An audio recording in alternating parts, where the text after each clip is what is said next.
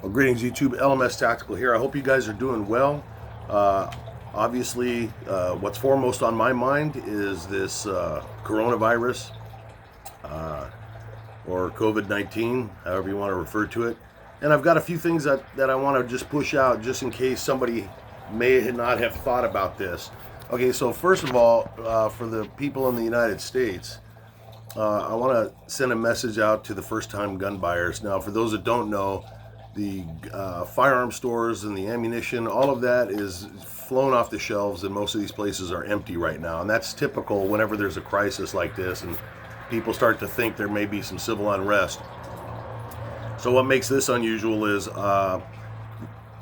there's been reports that a large majority of these gun buyers are first-time gun buyers, and a lot of them are liberals that are, were formerly anti-gun. But when the reality of a national crisis and a global pandemic, when that sinks in, people start to realize that maybe they fucked up and they should have thought differently about their own safety and the safety of their families. So my message is not to berate these people, but it's really something that should be taken very serious, and that is for you first-time gun buyers. You owe it to everybody in your family and those around you, your neighbors and everyone, even the bad guys. You owe it to everybody to do what you can to get trained as thoroughly and as fast as possible. The NRA has a lot of firearms instructors. You can Google local firearms instructors. They're all over. I used to be one for years.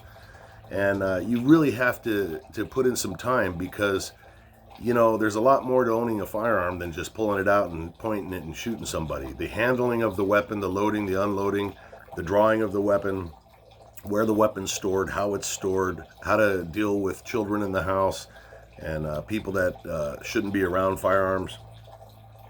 That is something that is a learned skill, and it's not something that you can just figure out and that you will acquire through time. It has to be acquired and learned through repetition. And to not do that is setting yourself up for an absolute disaster. And oftentimes a firearm in the wrong hands is more dangerous than if it was in the hands of the bad guy coming through the front door. That's an extreme example, but hopefully you get the bigger message there.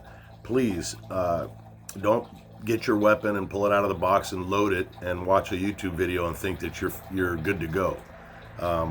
Those of us that have been carrying weapons for a while, I've been carrying weapons since I was 18 years old. I'm now almost 58, and I mean that's every day. And I still have to practice the fundamentals because even though many of these things are automatic, shooting is a perishable skill, and handling the weapon, if you're not handling it all the time, mistakes are made. And with a firearm, oftentimes mistakes are, you don't get in a redo, you don't get to do them over. It's a one-shot deal, so to speak. So please just be safe and think about that. Another issue I wanted to bring up with this coronavirus, and I can't even remember if I already put a video out on this because I'm putting videos out on different social media. And I know I put a short one out on this, but just in case, some people laugh at me, and you may think I'm nuts. I'm sure some of you do already, but I like to think ahead. And something came to me the other day when I was throwing the ball or the stick with Mason. It's spring here in the United States, and a swarm of mosquitoes came around my face, and it dawned on me that even though we haven't heard yet that mosquitoes can transmit this disease, we do know that these types of things tend to mutate and change, and there's always a chance that down the road they may find out, now that all the mosquitoes are awake, that it's another thing we have to worry about. So with that in mind, I would hope that even if it has nothing to do with coronavirus, mosquitoes are nasty and carry all kinds of viruses. So I would hope that you're very cognizant about standing water in your, around your house. Go around and check, especially after it rains. You don't want little containers full of water are just perfect housing for these mosquito larvae. And you want to make sure that things that catch rainwater are upside down. And the other thing is, a couple years ago I did a video. I bought this black flag. There's a couple different manufacturers, but I bought a black flag fogger where you add some chemicals to it, and you put in one of those camp stove propane bottles, and it heats it up, and you fog your whole yard and perimeter of your house, and it is supposed to settle down into the nooks and crannies, and it kills the mosquitoes that are there and keeps the other ones at bay for I don't remember if it's 2, 3, 4, 5 days. I'll have to read it again, but I'm going to do that when we hang up. I actually have some yard work to do, but I would suggest that if you don't have something like that, you head to the nearest Home Depot or Lowe's or wherever you get your that type of thing, because the minute it comes out on the news that mosquitoes are capable of transmitting this virus, if that's the case, everything's going to fly off the shelves. You won't be able to find a fogging machine or a propane can anywhere in the country, because that's the nature of humanity. It seems the minute that somebody says something is useful in a pandemic, it's gone. So yeah, something to think about. Let me know your thoughts on that. And the other thing, I haven't forgot you folks in South Africa. I'll be doing a video today.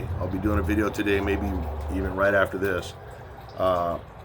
And we'll talk about some of the things that are happening in South Africa and some other things that are on my mind with respect to what's going on over there.